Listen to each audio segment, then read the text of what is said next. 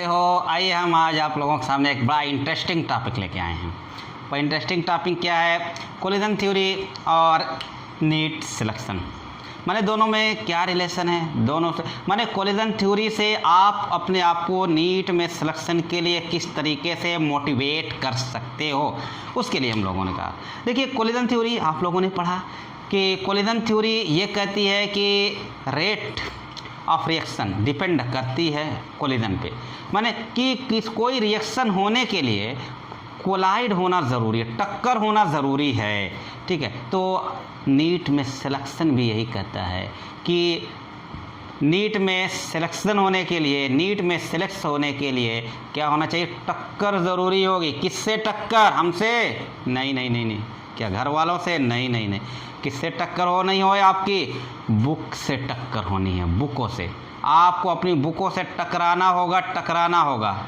ठीक है, अब बताइए, उसके बाद कोलिजन थ्योरी कहती है कि रेट ऑफ रिएक्शन डिपेंड करता है दो चीज़ों पे, एक कोलिजन फ्रीक्वेंसी पे और एक इफेक्टिव कोलिजन पे। लेकिन इफेक्टिव कोलिजन क्या हो जाता है फिर? किस पे डिपेंड करता है कि कोलाइडिंग पार्टिकल जो होते हैं उसकी काइनेटिक एनर्जी कितनी है और प्रॉपर ओरिएंट। कुल मिला के कह सकते हैं कि रेट ऑफ रिएक्शन डिपेंड करता है कितनी चीज़ों पे? एक तो कोलिजन फ्रीक्वेंसी पे, दूसरी बात काइनेटिक एनर्जी और प्रॉपर ओरिएंटेशन। माने 3 फैक्टर पे डिपेंड करता है। तो ऐसे ही नीट में rate of selection depends on 3 चीज़ों पे। नीट में सिलेक्शन भी 3 चीज़ों पे डिपेंड करेगा, रेट ऑफ सिलेक्शन। माने उनका सिलेक्शन की रेट ज़्यादा होगी जो इन 3 चीज़ों को फॉलो करेंगे। उसमें क्या होगा? एक तो कोलिजन फ्रीक्वेंसी की बात आई। कोलिजन फ्रीक्वेंसी का मतलब ये होगा कि आप दिन भर में कितनी बार या कितने घंटे अपनी बुकों से टकराते हो, उसको कोलिजन फ्रीक्वेंसी कह देंगे। तो आइए, जितना ज़्यादा टकराओगे, जितनी ज़्यादा देर तक पढ़ोगे, जितने ज़्यादा टाइम लगाओगे, वो क्या होगा? वो आपको क्या करेगा? रेट ऑफ रिएक्शन माने रेट ऑफ सिलेक्शन को बढ़ाएगा। समझ लीजिए, वक्त की कदर करना होगा, है ना, टाइम की कदर करना होगा, क्योंकि ये टाइम ही है कि जो कोयले को कोहिनूर बना देता है। ये टाइम ही है, ये वक्त ही है जो कि कोयले को कोहिनूर बना देता है। इसलिए आप टाइम की कदर करिए, टाइम की कदर करना पड़ेगा आपको। अगर टाइम की कदर नहीं करोगे तब तो कोहिनूर बनने से रह जाओगे। ठीक है, चलिए दूसरी बात हम लोग कहते हैं, ये हो गया डिपेंड। दूसरी बात काइनेटिक एनर्जी और प्रॉपर ओरिएंटेशन पे डिपेंड करता है। इसी तरीके से rate of selection in NEET में डिपेंड करता है आपकी किस एनर्जी से बुक से टकरा रहे हो, किस एनर्जी से बुक से। देखिए, अब कहो सारे लोग बुक से टकराते हैं, सारे लोग बुक पढ़ते हैं, सारे लोग की फ्रीक्वेंसी अच्छी खासी होती है, 8-8 घंटा 10-10 घंटा पढ़ते हैं, लेकिन उसमें लेकिन लगेगा। आप जो है टकराइए, इसी तरह से कोलाइडिंग पार्टिकल जो आपस में जो है कोलाइड तो करते हैं लेकिन सब प्रोडक्ट नहीं बनाते हैं। इसी तरह से यहाँ पे सब लोग बुक से टकराते हैं, सब लोग पढ़ते हैं, लेकिन सब लोग सिलेक्शन नहीं करते। कुछ ही लोग होते हैं जो कि सिलेक्शन पाते हैं। वो कुछ लोग कौन होते हैं? जो कि पूरी एनर्जी के साथ पढ़ाई करते हैं, पूरी एनर्जी के साथ अपनी बुकों से टकराते हैं। तो आपको अपनी बुकों से पूरी एनर्जी के साथ टकराना होगा। एनर्जी एफर्ट, पूरी एनर्जी लगा दीजिए। ठीक है, कैसे सिलेक्शन नहीं होंगे? रेट ऑफ सिलेक्शन बहुत बढ़ जाएंगे, चांस ऑफ सिलेक्शन आपके बहुत बढ़ जाएंगे। पढ़िए, लेकिन कैसे पढ़िए? बुकों से टकराइए लेकिन पूरी एनर्जी लगा दीजिए। ठीक है ना, ये मत देखिए कि 4 घंटा पढ़ना है कि 5 घंटा, नहीं। जो भी पढ़ रहे हैं, मैं एनर्जी के साथ पढ़ रहा हूँ कि नहीं पढ़ रहा, 100% से ज़्यादा एफर्ट लगा रहा हूँ कि नहीं लगा रहा। पढ़ना सिर्फ पढ़ने से सिलेक्शन नहीं होगा, पढ़ने से सिलेक्शन नहीं होगा। अब ये मत कि पढ़ेंगे नहीं, पढ़ना तो आएगा उसमें। पढ़ने से, सिर्फ पढ़ने से मैं नहीं सिखा रहा हूँ सिलेक्शन नहीं होगा। सिर्फ टकराने से प्रोडक्ट नहीं बनेंगे। आप टकराइए लेकिन पूरी एनर्जी के साथ टकराइए कि फोड़ देंगे, है ना, पूरी एनर्जी के साथ टकराइए। अगर एक कम एनर्जी से आप देखिए, एक पत्थर मारिए किसी दीवार पे, नहीं अंदर घुसेगा, नहीं अंदर पेनिट्रेट करेगा। लेकिन उसी को क्या करिए, हाई एनर्जी से गन से लगाइए उसी पत्थर को, वही पत्थर है लेकिन दीवार में पेनिट्रेट कर जाएगा।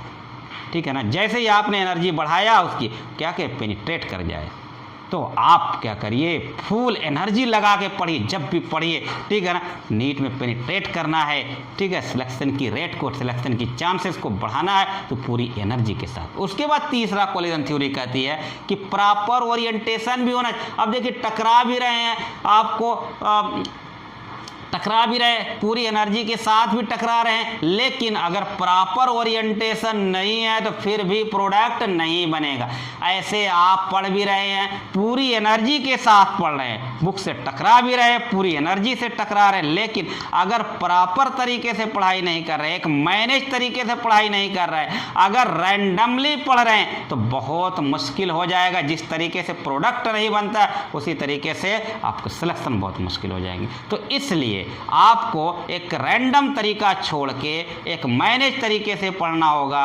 ठीक है, कभी क्या करिए कि कभी कर रहे हैं कि फिजिक्स ही फिजिक्स से पढ़े जा रहे हैं हफ्तों तक, कभी हफ्तों तक बायो ही बायो पढ़े जा रहे हैं, केमिस्ट्री को जो है गले लगा रहे हैं, कभी फिजिक्स को गले। ऐसा नहीं होगा, सबके साथ एक जैसा आपको व्यवहार करना होगा। हाँ, ये अलबत्ते है कि आपका कोई सब्जेक्ट अगर कमज़ोर हो गया है कि उसमें थोड़ा सा परेशानी है तो उस पर आपको टाइम बढ़ाना होगा। होता तो यूँ है यहाँ पे कि आप क्या, जो सब्जेक्ट आपको अच्छा लगता है, जो आपको खूब आता है, जिसमें इंटरेस्ट है, उसी को खूब पढ़े जा रहे हैं, खूब पढ़े जा रहे हैं, दूसरे को जो क्या रहे छोड़ दे रहे। ये प्रॉपर ओरिएंटेशन नहीं है। ठीक है, प्रॉपर ओरिएंटेशन तो ये होता है जो सब्जेक्ट कम आपको आ रहा है, जिसमें ज़्यादा प्रॉब्लम हो रही है, उस पर आप टाइम थोड़ा सा ज़्यादा दे दीजिए। जब फिर बैलेंस हो जाए तो फिर बराबर सबको टाइम दीजिए। इस तरीके से मैनेज करके प्रॉपर तरीके से पढ़ना हो तो आपको क्या करना होगा, रेट ऑफ सिलेक्शन को बढ़ाने के लिए, माने चांस ऑफ सिलेक्शन को बढ़ाने के लिए नीट में पहली बात तो पढ़ना होगा। तो कैसे पढ़ना होगा, फुल एनर्जी से पढ़ना होगा। ठीक है, टाइम भी देना होगा। मैंने कहा टाइम बहुत बड़ी के लिए फ्रीक्वेंसी वाला भी याद है, कोलिजन फ्रीक्वेंसी पे भी डिपेंड करेगा। टाइम देना होगा, है ना, टाइम लगाना होगा।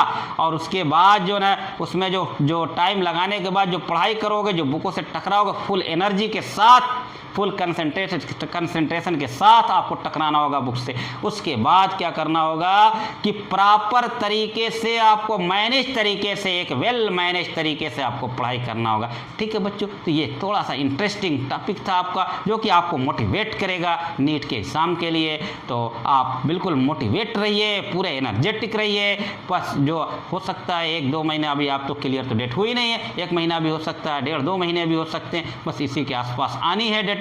तो आप इस 1-2 महीने में अगर फुल एनर्जी के साथ, फुल टाइम के साथ अपनी बुकों से टकराइए तो यकीनन आप सिलेक्ट हो जाओगे बच्चों। तो आइए आज से आप क्या करिए, अपने आप को ओहद करिए कि हम बुक से टकराएंगे भी, फुल एनर्जी के साथ भी टकराएंगे और फुल टाइम के साथ भी टकराएंगे और इस बार नीट को फोड़ के आएंगे।